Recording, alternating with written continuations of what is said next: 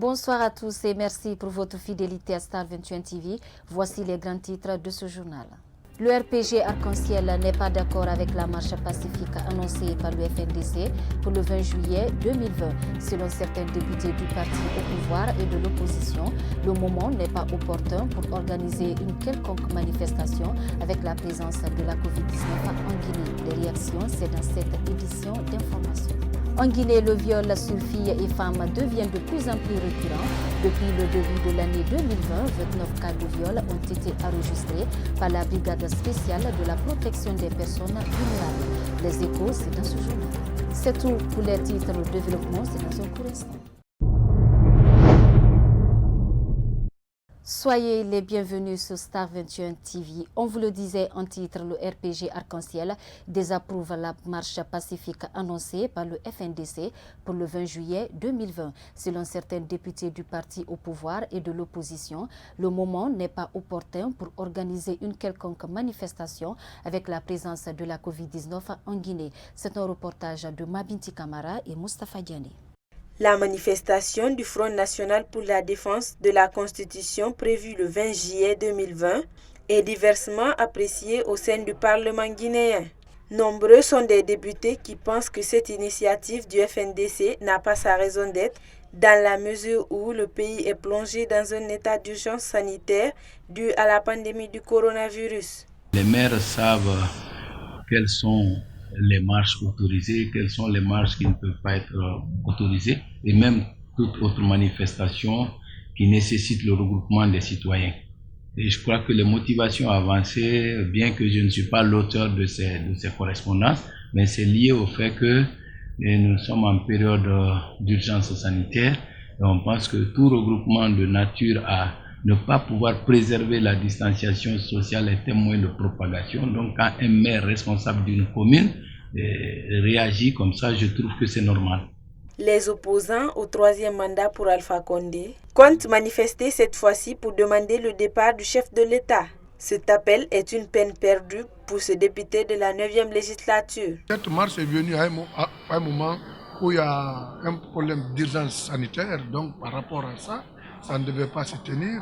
Et ensuite, cette marche a été programmée le 8, c'est pendant que le dialogue a commencé depuis le mercredi passé. Cela veut dire que le report du FNDC s'était motivé par rapport à l'ouverture du dialogue.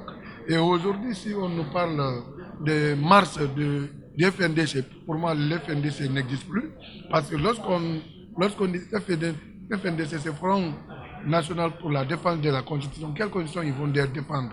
Une cour constitutionnelle s'est déjà prononcée sur la nouvelle constitution, personne ne doit en parler. Si vous voulez en parler, allez dans les juridictions supranationales. Mais quand vous vous servez des juridictions nationales pour parler, vous devez non seulement être poursuivi parce que les décisions de la Cour constitutionnelle, c'est sans recours. La demande du Front national pour la défense de la Constitution pour manifester le 20 juillet reste en suspens. Il y a quelques jours, les municipalités concernées avaient rejeté la demande de la manifestation du 8 juillet 2020. Reste à savoir si les opposants du régime de Conakry vont reculer pour une nouvelle fois.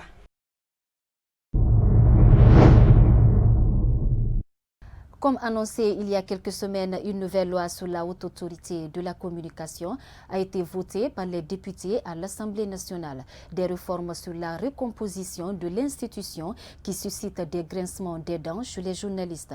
Une équipe de notre rédaction est allée à la rencontre de certains de nos confrères ce lundi 6 juillet 2020. C'est un reportage de Abdoulaye Sissé et Ibrahima Khalil Silla.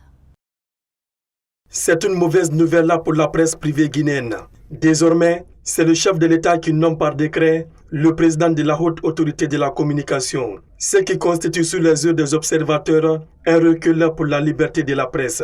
Une pilule difficile à avaler pour certains hommes des médias guinéens. En tant que journaliste, je vois ça vraiment quelque chose de gauche. C'est louche. Parce que comme tu sais, tu es journaliste, tu connais très bien. On dit haute autorité de la communication.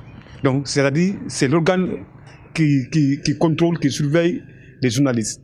Maintenant, si vraiment l'organe est contrôlé par la présidence, on veut museler la presse. Visiblement, en tant qu'observateur, Je suis en train de penser que les autorités de la place veulent centrer tout maintenant à leur niveau. On se demande qu'est-ce que la presse guinéenne, qu'est-ce qui pourrait maintenant advenir à la presse guinéenne? C'est regrettable parce que si aujourd'hui le président de la haute autorité de la communication est nommé par le président de la République, je dirais que c'est regrettable. La liberté de la presse guinéenne est menacée. Ce que les gens ne comprennent pas, c'est le pouvoir qui coordonne tout, c'est que la presse privée est bafouée, est morte déjà. Parce qu'on connaît la position de pouvoir contre la presse privée. Donc c'est une mauvaise nouvelle pour la presse privée. Cette institution en charge de la régulation des médias en Guinée, dont la composition passe de 11 à 13 commissaires, va enregistrer encore de nouveaux représentants venant de la présidence. Mais pour les journalistes, il n'est pas question de céder aux intimidations. Cela ne va pas le faire reculer. Quel que soit Pédix, nous allons réagir, nous allons dénoncer, nous allons faire agir notre plume. C'est notre métier, c'est notre rôle, c'est notre mission. On ne va pas baisser les bras, ça ne nous empêchera pas quand même de travailler. En tant que journaliste, ça ne peut pas m'empêcher de faire de faire mon travail. Je vais continuer le combat. Nous tous, journalistes, nous devons continuer le combat. Nous devons vraiment dénoncer. Les associations de presse après négociation obtiennent toujours les 5 places, alors que le projet initial leur accordait seulement que 2 sièges. Quant au syndicat des professionnels de la presse privée de Guinée, a vu sa lutte se solder par un échec. Et ce, malgré le soutien du groupe parlementaire Alliance républicaine.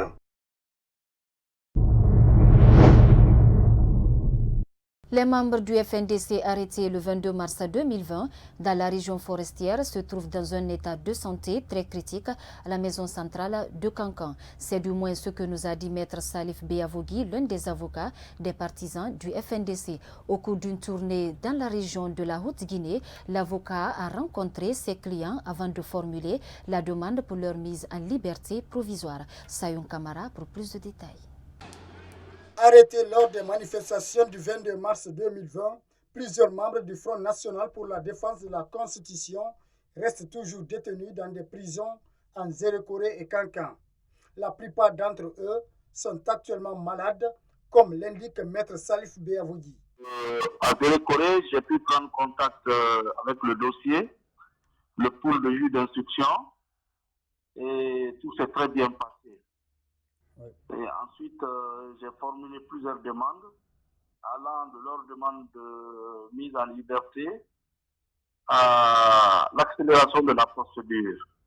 J'ai été séduit par le travail abattu par le pôle de juge d'instruction dans la célérité, mais je souhaite que cela continue parce qu'il est question de liberté.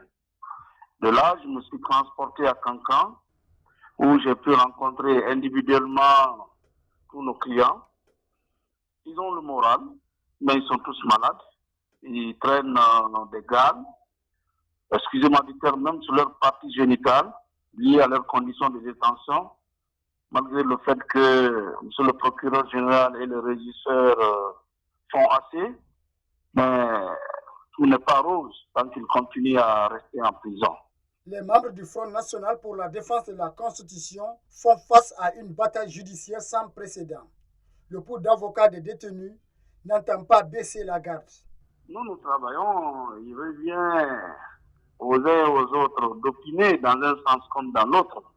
Il faut simplement reconnaître que les avocats du FNDC sont à tous les fronts. Et nous sommes exposés à toutes les intempéries, nuit et jour. Nous allons partout où la nécessité et le droit nous commandent. Nous sommes sur le pied de qui vive. Au moment où je vous parle comme ça, je suis très très joyeux, très content, parce que après une bataille judiciaire rude, le tribunal de première instance de Kaloum vient pour une deuxième fois nous donner raison dans le dossier Cheikh Yaya Diallo. À date, plusieurs membres du Front national pour la défense de la Constitution sont détenus dans les différentes prisons du pays. C'est pourquoi Maître Salif Beyavogui sollicite l'accélération du dossier de ses clients qui, selon lui, sont détenus dans les liens de culpabilité sans aucune preuve solide de la part des plaignants.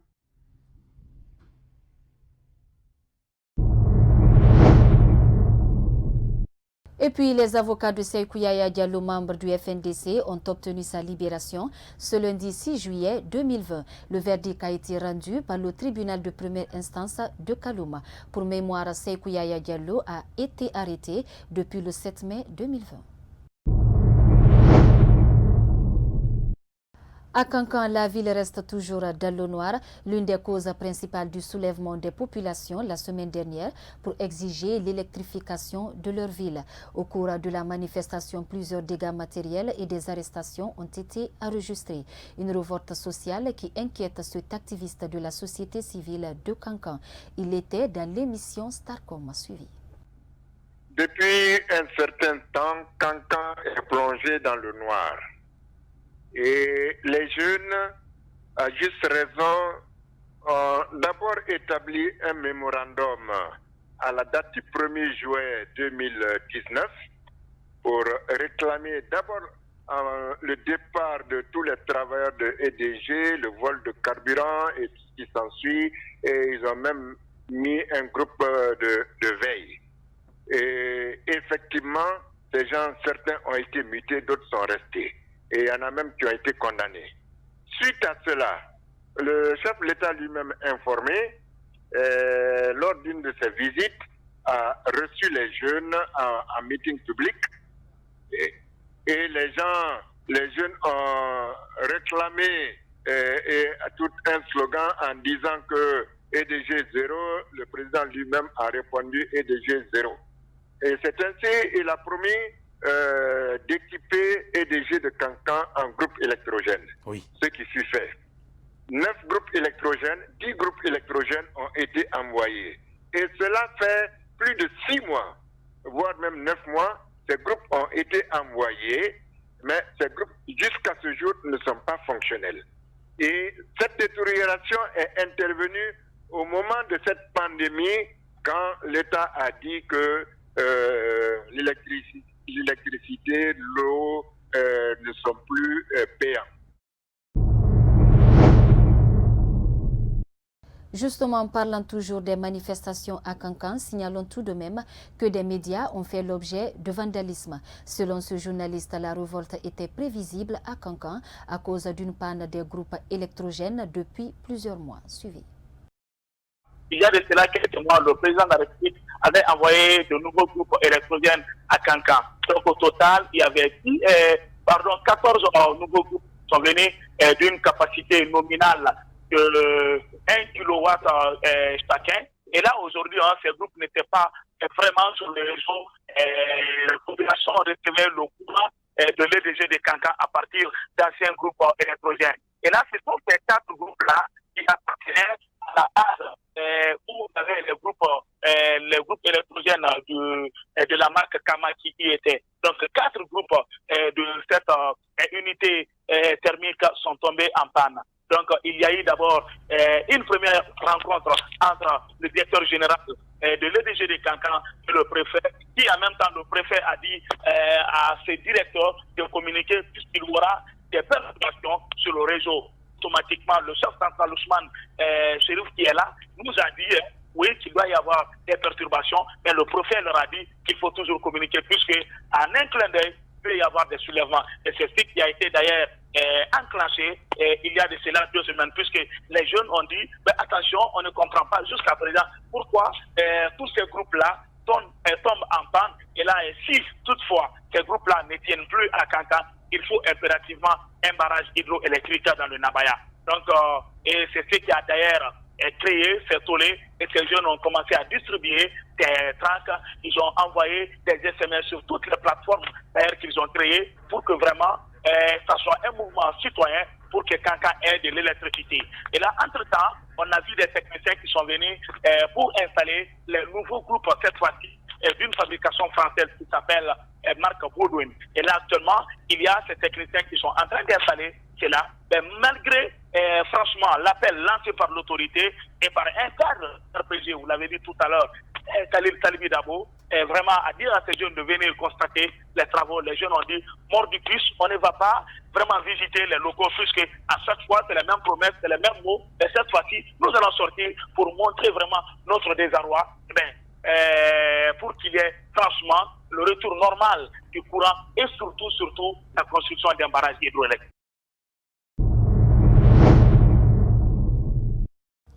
Accusé d'être l'un des instigateurs de cette révolte à travers un message véhiculé dans une radio locale à Kankan, ce parrain du parti au pouvoir en Haute-Guinée se défend en ces termes. C'est le manque de l'électricité à Kankan. C'est ce qui a été, c'est l'électricité qu'un groupe de jeunes a réclamé. Il y a eu une première sortie et ensuite, dernièrement, une deuxième sortie. La première sortie, c'est vrai, avait un caractère pacifique. Alors, moi-même, j'étais là, je leur ai sensibilisé, de l'EDG à la préfecture, on a marché pour rencontrer le préfet et qu'ils passent, en tout cas, leur message de revendication, en tout cas, ce qu'ils veulent.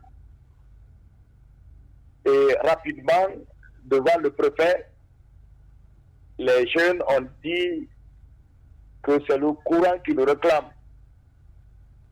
Mais quelle sorte de courant? C'est le courant hydroélectrique.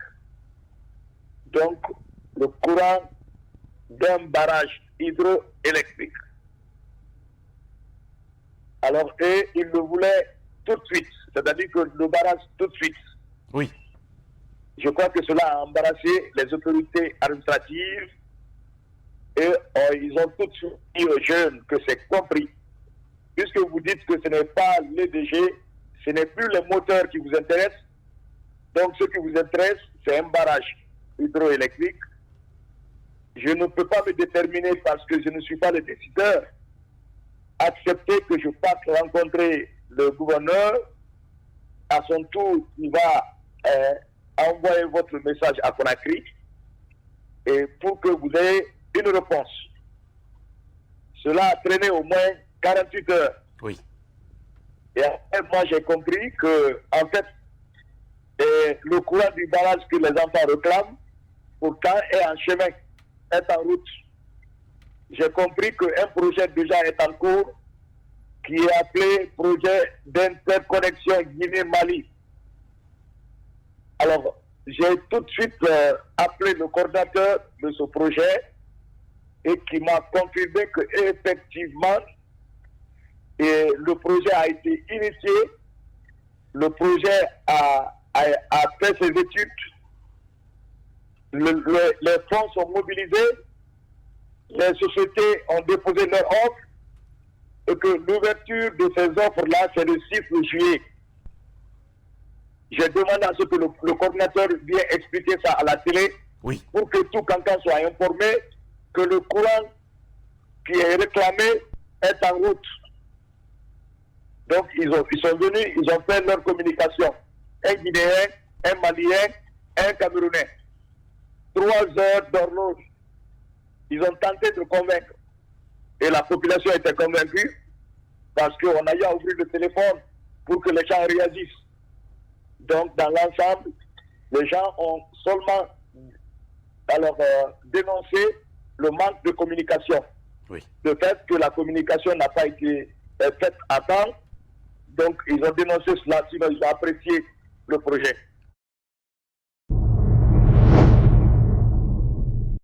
Pour être complet sur ce dossier, ajoutons que dimanche 5 juillet 2020, le mouvement Électrifions la Haute-Guinée a lors d'une rencontre annoncé une nouvelle manifestation pour mardi 7 juillet 2020. Des nouvelles revendications pour exiger la construction d'un barrage hydroélectrique pour la région de la Haute-Guinée. En Guinée, le viol sur filles et femmes devient de plus en plus récurrent. Depuis le début de l'année 2020, 29 cas de viol ont été enregistrés par la Brigade spéciale de la protection des personnes vulnérables. Ce service examine tous les cas de viol avant de transférer les dossiers devant les tribunaux. Un fléau qui irrite certaines ONG de défense des droits de femmes en Guinée. La recrudescence des viols sur mineurs, au vu de tous, et personne, je ne sais pas, ne fait pas suffisamment d'efforts pour éradiquer ça. Malgré le combat des femmes dans les ONG, malgré le combat que les femmes ont mené pour attirer l'attention des autorités, jusqu'à présent, ce phénomène de viol ne fait que s'augmenter. Franchement, c'est un sujet très délicat aujourd'hui. Et je ne comprends pas cette montée galopante. Je n'arrive pas à expliquer. Et vu le silence des autorités aussi, ça, c'est incompréhensible. La seule mesure aujourd'hui qui peut, pour moi, éradiquer ce phénomène, c'est de criminaliser le viol. Il faut que les autorités arrivent à avoir le courage de criminaliser le viol. Beaucoup plus de, quelles que soient les sanctions, si le viol n'est pas criminalisé, on ne pourra pas s'en sortir. Parce qu'il n'y a pas ce qui n'a pas été fait. Les présumés violeurs, on les montre à la télé, une manière de les faire honnir, mais ça ne recule pas. Je pense que si l'État pouvait avoir le courage aujourd'hui de criminaliser le viol, j'en suis sûre que ça diminuera le phénomène. Le conseil que j'ai à donner aux parents d'enfants, c'est d'ouvrir leurs yeux. Le viol, jamais une personne étrangère ne viole un enfant, d'après l'expérience que j'ai eue dans les campagnes de sensibilisation. Un étranger ne vient jamais pour violer. Le plus souvent, les enfants sont violés par des proches, par des connaissances. Les parents doivent ouvrir les yeux, ils doivent sensibiliser les enfants, ils doivent préparer les enfants. Comme le phénomène est très récurrent aujourd'hui, on doit avoir le courage d'en parler avec nos enfants. Quand tu sors, c'est ça, c'est ça, c'est ça, pour que les enfants arrivent à se méfier. Dernier virage de cette édition d'information, les travaux de rénovation de certains axes routiers causent un véritable casse-tête pour les usagers à Conakry. C'est le cas de la route Sangoya-Matoto où les travaux engagés par la réhabilitation provoquent d'énormes embouteillages aux heures de pointe. C'est un constat de Mariam Sadio Kamara et Sayon Kamara. De nos jours, se déplacer à Conakry est un véritable casse-tête pour les usagers à cause de l'état de dégradation poussé de certaines voiries urbaines sur l'autoroute Fidel Castro. Entre Sangoya et Matoto, une longue file d'attente se forme pendant les heures de pointe.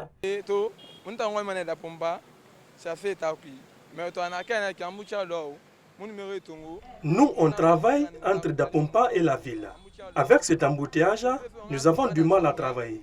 Nous préférons prendre des passagers jusqu'à Sangoya et on se retourne à Dapompa encore. Mais malgré ça, si on arrive jusqu'ici, nous sommes obligés de contourner parce qu'ici c'est barré. Mais avec cette politique, nous discutons souvent avec les passagers. Pourtant, ce n'est pas de notre faute. Si la route est bonne, on peut les amener jusqu'en ville, sans problème. Avec cette rénovation de la route, nous sommes confrontés à d'énormes difficultés. Les autorités ne devraient pas lancer ces travaux en cette saison pluvieuse. Nous, les chauffeurs, nous souffrons sur ce tronçon. Chaque année, le même problème refait surface à cause du manque de qualité des travaux, un fait que dénoncent ces citoyens. Par rapport à l'état de la route, on a des sérieux problèmes pour